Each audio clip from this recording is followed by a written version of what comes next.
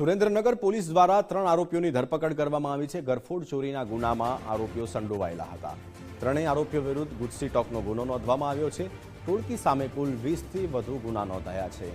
LCB અને એસઓજીની ટીમે સંયુક્ત કામગીરી કરી નાસ્તા ફરતા 2 આરોપીઓની શોધખોળ હજુ પણ શરૂ છે।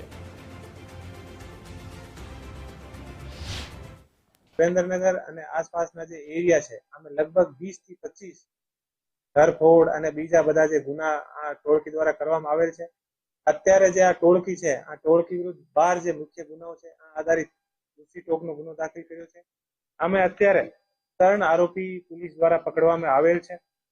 જયંતિભાઈ ધીરુભાઈ સરવૈયાને પોલીસ દ્વારા અત્યારે પકડવામાં આવેલ છે। બીજો આરોપી શક્તિ ઉર્ફે જે લાલો છે આને પણ પોલીસ દ્વારા અત્યારે પકડવામાં આવેલ છે। અને જે ત્રીજો આરોપી છે એ છે ભોળો કેશુભાઈ સરવૈયા, આને પણ પોલીસ દ્વારા અત્યારે પકડવામાં આવેલ છે। અને એક જે આરોપી છે રાકેશ ઉર્ફે પેથાભાઈ સરવૈયા वो અત્યારે જેલમાં છે। અને એક આરોપી અત્યારે જે છે वो રાહુલભાઈ પેથાભાઈ સરવૈયા वो પકડવાનો બાકી છે।